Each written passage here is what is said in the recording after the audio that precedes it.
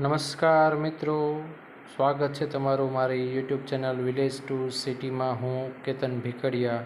આજે આપણે વાત કરીશ ડિજિટલ સર્વે વિશેની.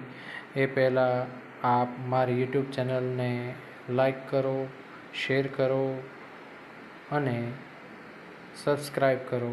સાથે બેલ આઇકન પર ક્લિક કરીને મારા નોટિફિકેશન મેળવતા રહો. નમસ્કાર ખેડૂત મિત્રો, જય શ્રી કૃષ્ણ, જય સિયારામ. આજે હું તમારી સમક્ષ પ્રસ્તુત થયો છું એક નવી માહિતી સાથે. ગત વર્ષ 2023-24 એટલે કે રનિંગ વર્ષમાં પણ એ લાગુ પડે છે. ગવર્મેન્ટ દ્વારા એક પાયલોટ પ્રોજેક્ટ રજૂ કરવામાં આવ્યો હતો. જનરલી એવું હતું અત્યાર સુધી કે ભાઈ કયા વિસ્તારમાં કયો પાક થાય છે એનો એક અંદાજો લગાડીને ખેત ઉત્પાદન કેટલું થશે એના આંકડાઓ નક્કી થતા હતા. આ પહેલાંના વિડીયોમાં મેં તમને કહ્યું હતું કે આ આંકડાઓ કેવી રીતે રજૂ થાય છે.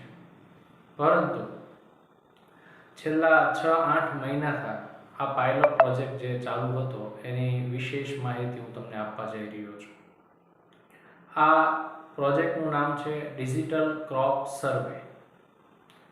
મતલબ કે આધુનિક પાક સર્વે, જેની અંદર પાયલોટ પ્રોજેક્ટ તરીકે મુખ્ય 6 જિલ્લાઓને આવરવામાં આવ્યા હતા: મહેસાણા, અરવલ્લી, નર્મદા, ડાંગ, વલસાડ અને પોરબંદર.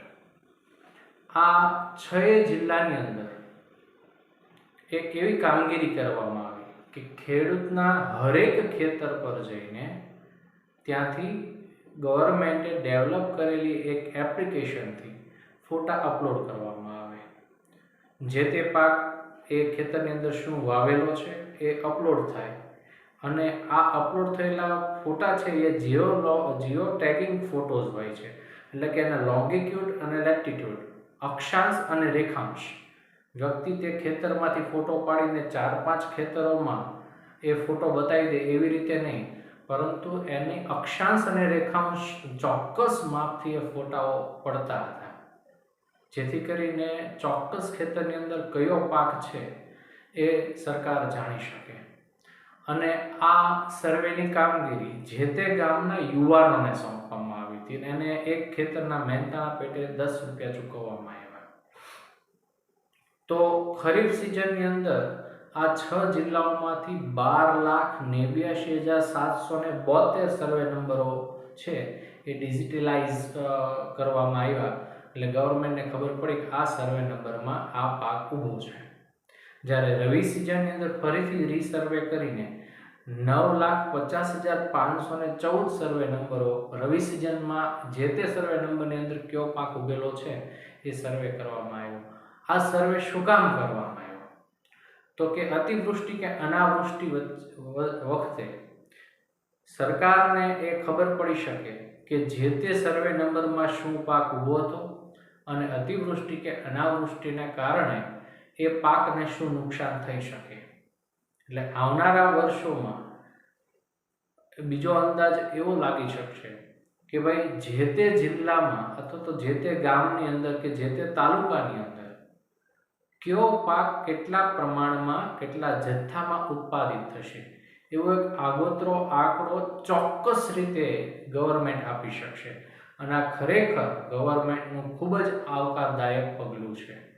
તો આ આવકારદાયક પગલાંની અંદર આપણા ખેતરની અંદર હવે જ્યારે 2024-25નું વર્ષ ચાલુ થઈ ગયું છે અને આ ખરીફ સિઝનની શરૂઆત થઈ ચૂકી છે, ત્યારે આ પાયલોટ પ્રોજેક્ટને સાર્વત્રિકકરણ કરવામાં આવ્યો છે અને ગુજરાતના દરેક જિલ્લાના, દરેક તાલુકામાં અને દરેક ગામડાની અંદર આ સર્વે થવાનો છે. ત્યારે ગામના બેરોજગાર યુવાનો સર્વેયર તરીકે એપ્લિકેશનમાં પોતાનું નામ નોંધાવી શકે છે અને જો એને કામ મળે તો પર સર્વે નંબરે એને 10 રૂપિયા મહેનતાણું મળશે.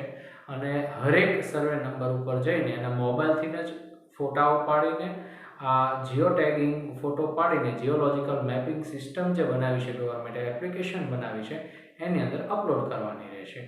અને આપના ખેતરની અંદર જ્યારે ખેડૂત મિત્રો હું વાત કરું છું ત્યારે આપના ખેતરની અંદર જ્યારે આ સર્વેયરો આવે, આપ પણ ચોક્કસ ત્યાં હાજર રહી યોગ્ય ફોટા પડાવીને અને યોગ્ય માહિતી પૂરી પાડીને એમને મદદ કરશો તો આપણા ગામમાં આવનારી પરિસ્થિતિમાં ગવર્મેન્ટે શું પગલાં લેવા, સાથોસાથ જે અત્યાર સુધીના એક તુક્કા સમાન જે આંકડાઓ આવતા હતા કે ભાઈ આ વિસ્તારમાં આટલો કપાસ પાકશે, અહીંયા એટલી મગફળી પાકશે, અહીંયા એટલી તમાકુ, અહીંયા એટલી શેરડી, અહીંયા પેલું, આ બધા જ પાકનો જે અંદાજ આવતો હતો એ અંદાજ ન આવતા એક ચોક્કસ નિષ્કર્ષ અને ચોક્કસ આંકડાઓ એમાંથી તારવી શકાશે.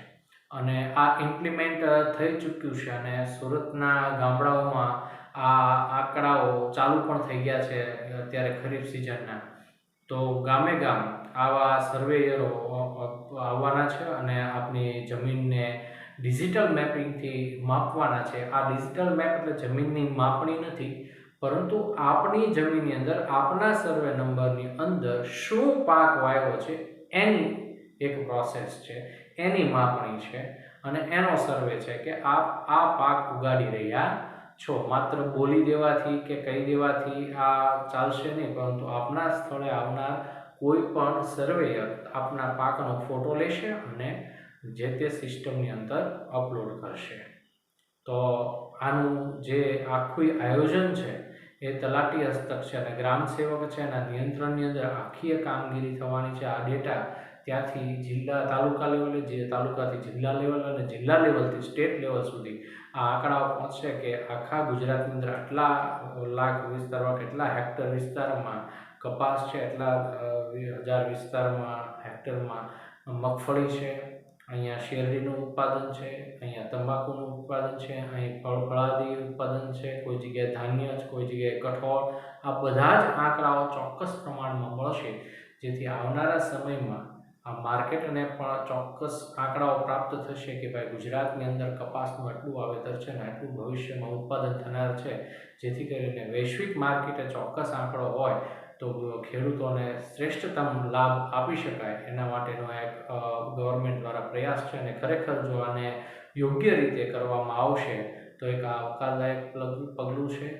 તો આ જીઓલોજિકલ ડિજિટલ ક્રોપ સર્વેની આપ સમક્ષ મેં માહિતી આપી. આપને આ માહિતી કેવી લાગી એ ચોક્કસ જણાવજો અને આવી નવી માહિતીઓ માટે મારો વિડીયો જોતા રહેજો. આભાર, ધન્યવાદ, જય શ્રી કૃષ્ણ.